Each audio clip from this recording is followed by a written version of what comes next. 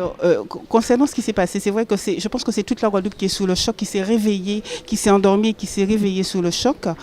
C'est un crime de trop. Jusqu'où irons-nous si nos enfants sont attaqués au sein de leur lycée? Et je pense que l'heure est vraiment arrivée pour mettre un frein à ça. Comment il faut qu'il y ait un sursaut citoyen, que tous les Guadeloupéens se sentent concernés, qu'on réveille les mamies, qu'on réveille les tatis, qu'on réveille toute cette communauté qui faisait que l'éducation de l'enfant soit une éducation saine et non pas dans cette violence qu'on n'a pas connue il y a quelques décennies. Et je présente mes condoléances à cette famille qui attendait son enfant hier soir pour rentrer à la maison et qui ne l'a pas vu rentrer et qui apprend cette catastrophe, cette nouvelle où un Guadeloupéen, un jeune Guadeloupéen qui a été au lycée à 15 ans et qui se fait assassiner au bord de la rue pour un téléphone portable.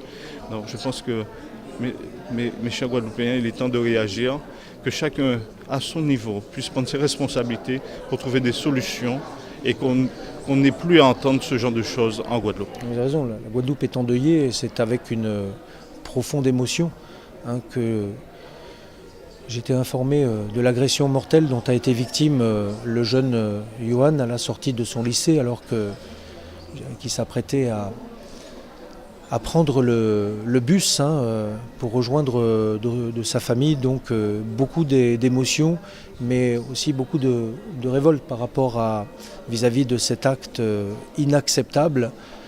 Un de nos jeunes a perdu la vie.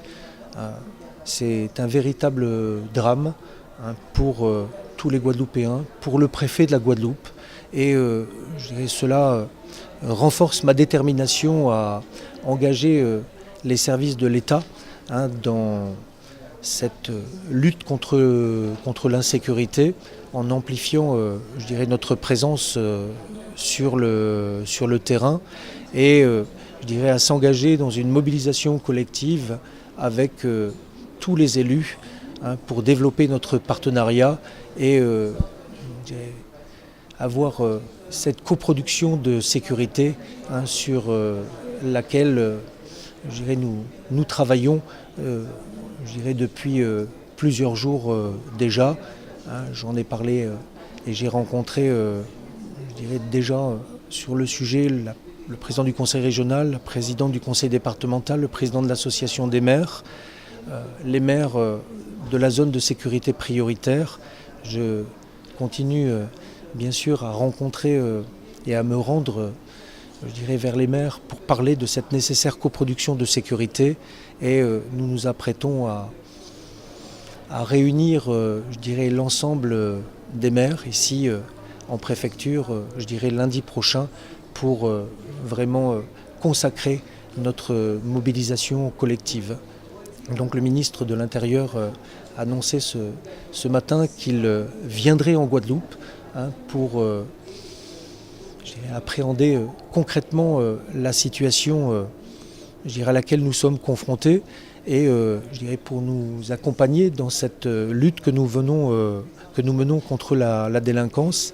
Il sera donc présent en Guadeloupe du 1er au 3 octobre, mais il nous a aussi alloué des moyens supplémentaires puisque sans attendre, dès la semaine prochaine, nous allons pouvoir engager 4 pelotons de gendarmes mobiles.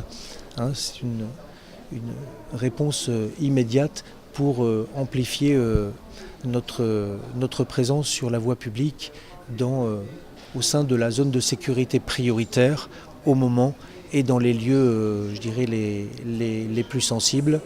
Nous verrons, le ministre annoncera ensuite les mesures structurelles qui seront mises en œuvre pour nous engager dans cette lutte contre la délinquance sur le long terme.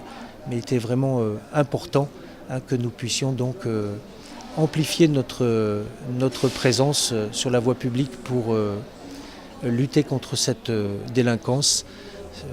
Nous allons, grâce à ces renforts, à ces premiers renforts, pour pouvoir le faire, dès lundi prochain.